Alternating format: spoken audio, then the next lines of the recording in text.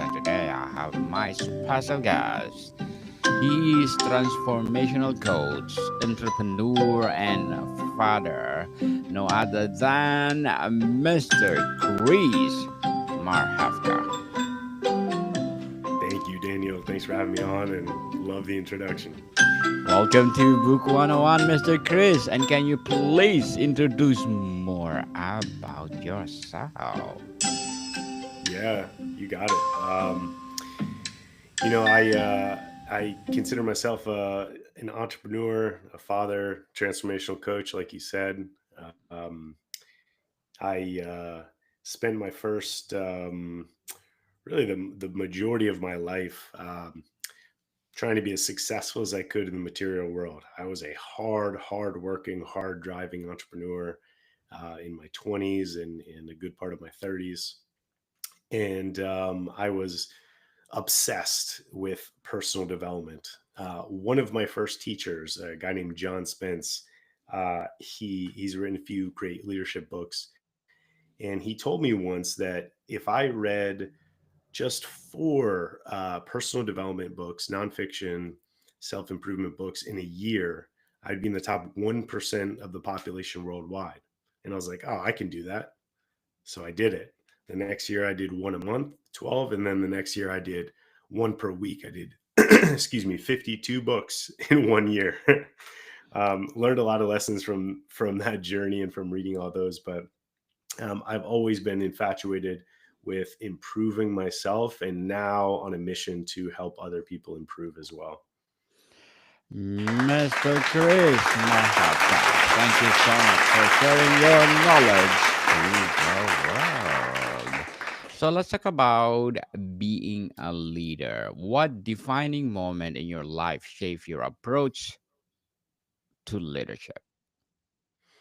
Hmm. Yeah, such a great question. The first the first moment that's coming to me right now is actually when I started my first business. I was about 22 years old, and I started a fitness company, which became a gym. And um, there was a moment. I don't know why this one's coming to me because there's many, but there was a moment when I was completely broke. I was um, working nonstop. I was working two other jobs to help support this entrepreneurial journey that I was starting. Uh, and, I, from the outward looking in, it would seem like I would be a miserable person. And it was because like, it didn't look like anything was going well for me. And, but inside, I was actually so excited about this journey. I was excited about the people that I was helping. I was excited about what I was building. And it was this switch that happened in me from like, um, work has to be hard to to leading my life can actually be enjoyable. And if I'm choosing the right things, if I'm choosing to go after my dreams and to choosing to do what I want and build what I want, leadership isn't necessarily a burden, but it's actually a gift. And so that was one of the first moments where I realized that I was choosing a path of leadership in my life. Leading men to more clarity, confidence, and courage. Can you tell us about Hmm. this? Yeah, absolutely. Over uh, 15 years of coaching, I've coached all sorts of people. And I've realized over the last 5 years or so that I really resonate with teaching and coaching men. And some of the primary problems that men have in their life, number one, is what are they doing with their life? This is the clarity piece. So, what am I putting my attention into? So many people, their life journey is a reaction to their past, their childhood, their parents, and so they just do whatever they think they're supposed to do for most of life. And so the clarity piece is around getting to listening to a deeper part of yourself of like what they actually want to do and create and live in their life. And so helping men get clarity there. Uh, the next piece that I find a lot of men have is a lack of real, deep, authentic confidence in themselves to make that clarity happen, to come into reality. And this problem comes as a result of many things, but a big one is that a lot of men, especially, haven't been initiated formally from a boyhood into manhood. And so this is something that was very traditionally done for a long time, but is kind of lost in our cultures. And it doesn't have to be like some crazy ritual, but uh, there was always a time in the past when a boy knew that he was a man. And I know so many men walking around today that still don't quite feel like they're a man. And so the confidence piece is is allowing to step into that part of themselves that knows they can do it, that knows that they are uh, they're prepared, and are capable of living this life of their dreams. And then last piece is the courage, which is the courage to actually take radical action in one's life. And sometimes that's going against the grain, sometimes that's going against what your parents want for you or from what other people may perceive to want for you. And so it takes a lot of courage to make uh, impactful, important decisions. I mean, we look at all the leaders in our culture, and a lot of people see them as overnight successes, or they're when you look at people that are uh, famous and they're doing huge things, it's like, oh, of course it's easy for them because everyone loves them now. But there was a very long period of time where people didn't love them, and Yes. they were doing something that was different. And that's what makes them so great today, is that long ago they chose to be different. And so that's what I believe in. That's what I help men do, is to really solve those critical three problems. Mr. Chris, very well said. Empowering answers.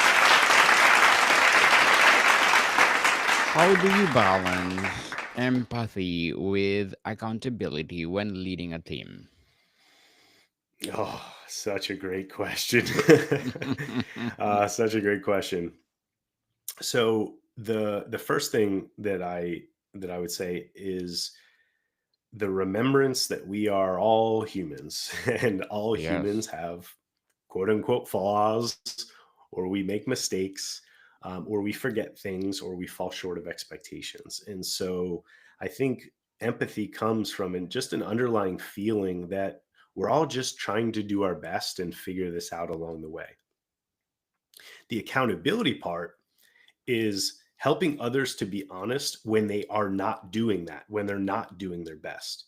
And so it's one thing for someone to be doing their best, their absolute honest best, and still fall short. It's another thing for someone to not actually be in something, not be focused, not be committed to it, and then, of course, not meet expectations. And so I think the accountability piece comes in when we can have an honest conversation around if someone is actually giving uh, everything that they have committed to giving to that. And and then the next question is, when we're talking about accountability, I have for the last 10 years, really, since I've dug into a lot of personal development, I've always thought about it when I'm leading teams of, it's not just about their accountability, but I also turn the mirror on myself as a leader, and I say, okay, what's my accountability for my team?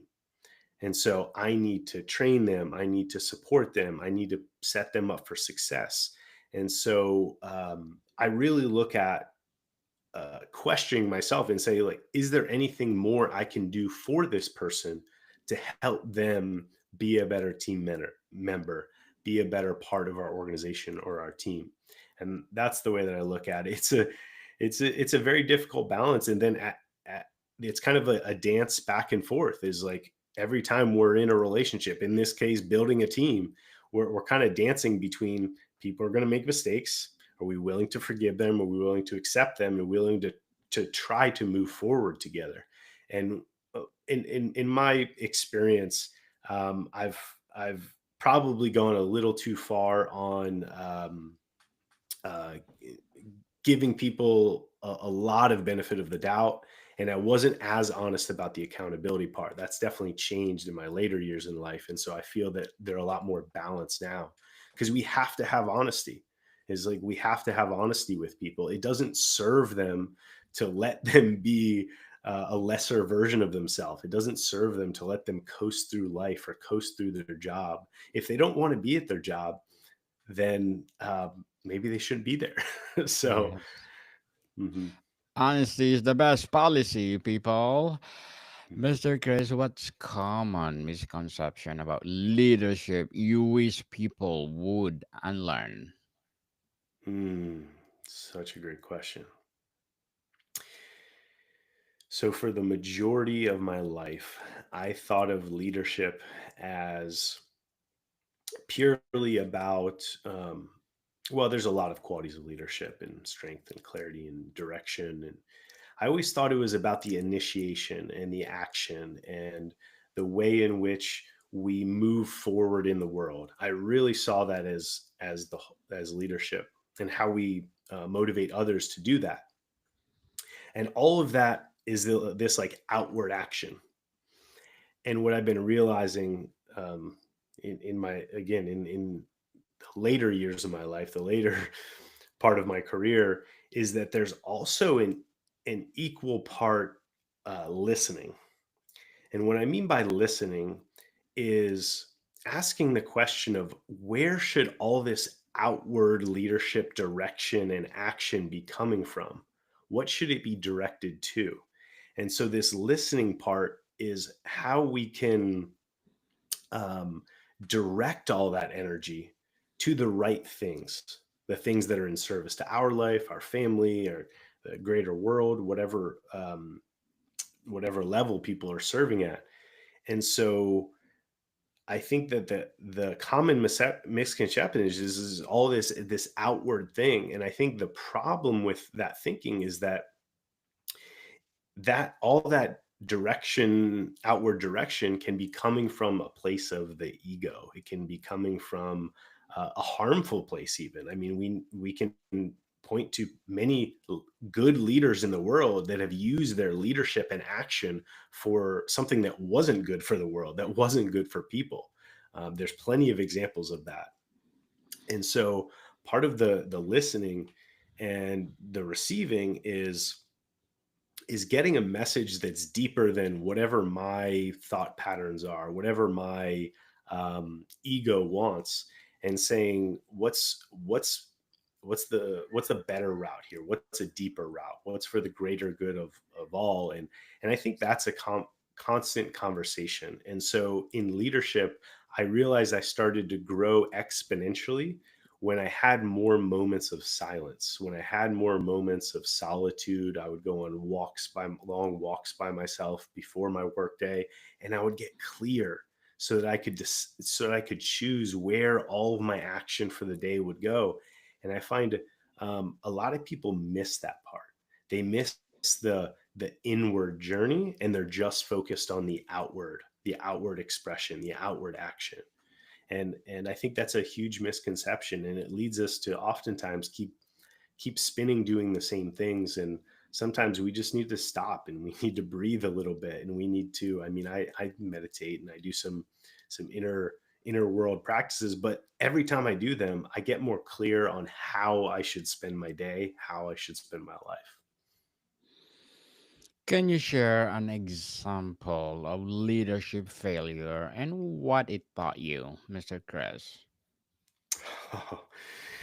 Oh, so many. I laugh. I mean, I've been an entrepreneur for 15 years, and um, yeah, a lot of mistakes happen in that journey. And man, there's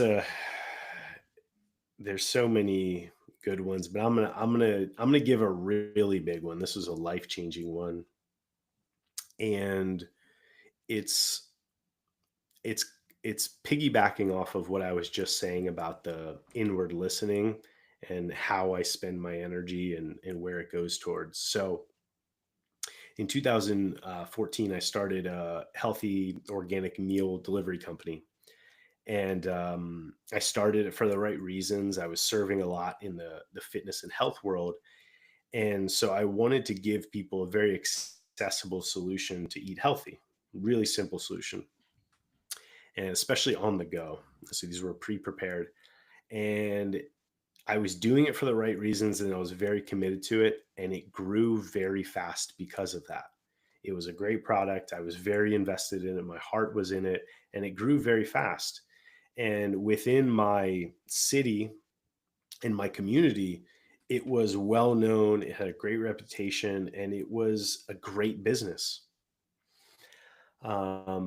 At the time, I was hanging out with a lot of other entrepreneurs, a lot of tech entrepreneurs, and a lot of mentors that were in that space. And so,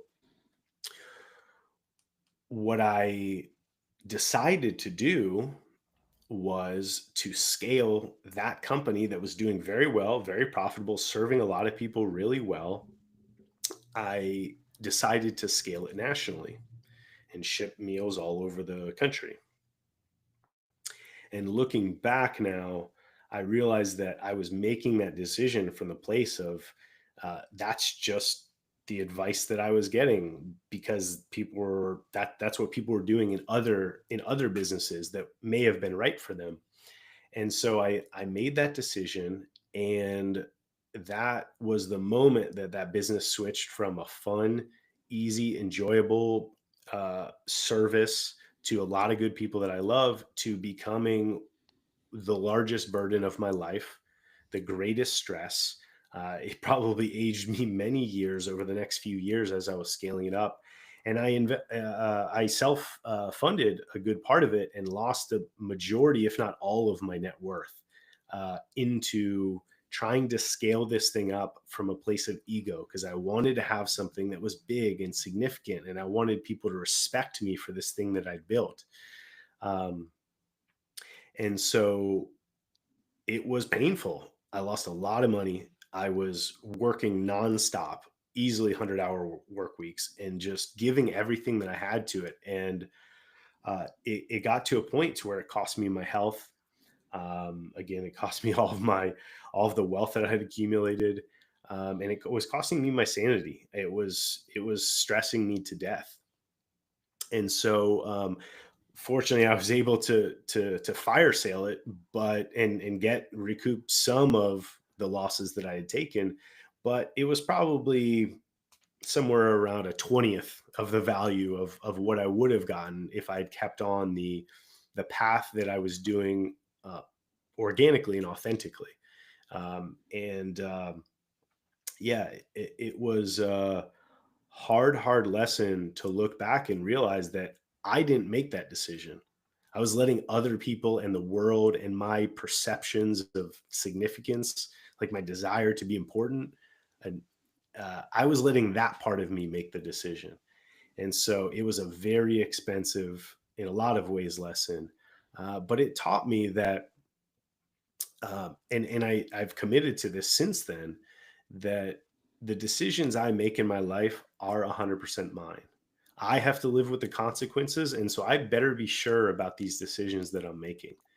And Yeah, it was a huge moment and change because in my life, because it it it made me realize that I actually had all the things that I was seeking. I was successful. I had worked really hard to build what I had built in the businesses that I built. I had the love of my community and my family and friends. And I realize now, looking back, I had all of the things that I was scaling to try to find. And so, yeah, lesson learned, and it's one that I never forget because it very much took years off my life to learn that lesson. Mr. Chris, we salute you for being resilient in your life. So, as a transformational coach, entrepreneur, as a father, what are your short term and long term goals? Mm. Yeah, great question. So my daughter is only 1.5 right now. It still feels like it happened yesterday. And she's grown up so fast. And so I actually committed this season, I committed to myself that for the first 3 years of her life, uh, that's what I've committed to so far. First 3 years of our life, my priority was going to be as a father. I know how important those developmental years are for her and also for my development as a father. And so, my goal in this 3 year time is to be the best father that I can, to be present with her, to be loving with her, to be understanding with her, and then also the likewise with my wife as well, because I believe that's a actually the massive role for a man is to make sure that he loves the mother of the children that he's raising them with. I think that's actually probably more important. And so I'm committed to my family, to be the best husband, to be the best father I can. And with that, of course, I believe the role of provider is a big part of being a father and a husband, and the masculine in the family. And so I do have goals around providing. Um, right now, I'm growing a worldwide men's movement. We run in person retreats, we run online events, we run online programs. And it's we started it in 2013, and it's growing very fast, and super grateful for that. One of my goals in 2026 by then is to actually open up our physical retreat space. We want to bring people back into nature, have a little bit of separation from the fast paced world so they can learn how to do that part of like listening and slowing down a little bit, so that when they leave that center and that experience, they can direct the rest of their life in a much more efficient way. And so we're going to be building a retreat center. We're going to be building an opportunity for men of all generations. uh, that's something I actually think is largely missing in our culture, is having elders, people that are later on in life, mature, have learned a lot of life lessons, pass them back down through the generations so that we don't make the same mistakes.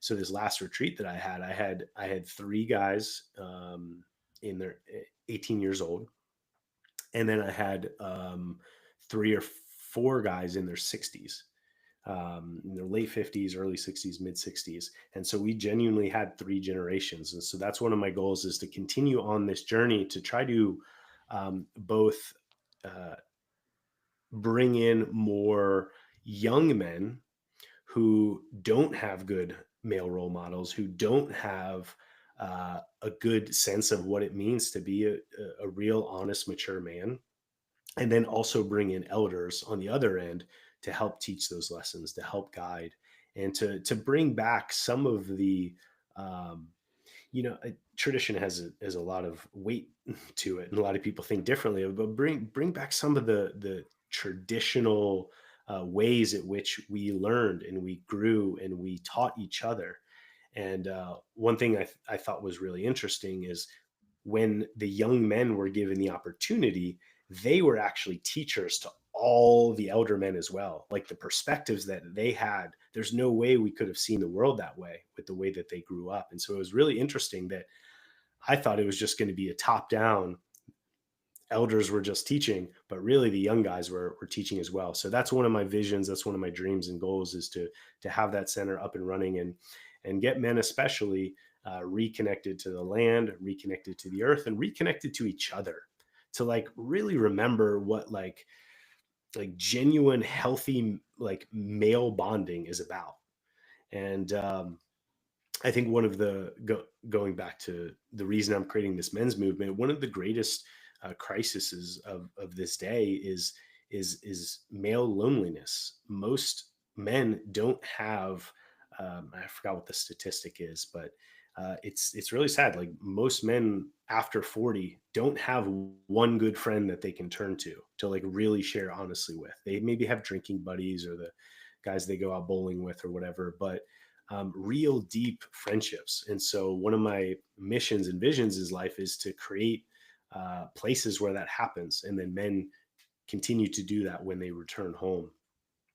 So yeah, that's what we're working on right now. Another goal of mine, right before my daughter was born, was I started writing a book myself, and fatherhood interrupted that process. It humbled me a lot, and my writing time quickly got cut. But it's all good. I have a manuscript that I'm working on, and so my vision is to get that book into the world in by 2026. Good luck to your goals, Mr. Chris, and looking forward for that book. And please do come over and let's talk about it on Book Thank 101 you. review. To wrap up our discussion for today, before we wrap up our discussion for today, I'm inviting you to please do listen to my other podcast, people, because my abstract essay is already in fifth season, abstract poetry in second season, a Book 101 review in fifth season, Comedy 101 in second season, Food 101 in fifth season as well, Geography 101 in fourth season, Love Letters in third season, and my baby podcast, Mental Health 101, Movie 101 review and Music 101 in fourth season, and Science 101 and Sex 101 in its first season. Please listen to them wherever you listen your podcast. So, Mr. Chris, what is your piece of advice for those people out there want to be transformational coach, entrepreneur, as a father as well? Hmm. Yeah.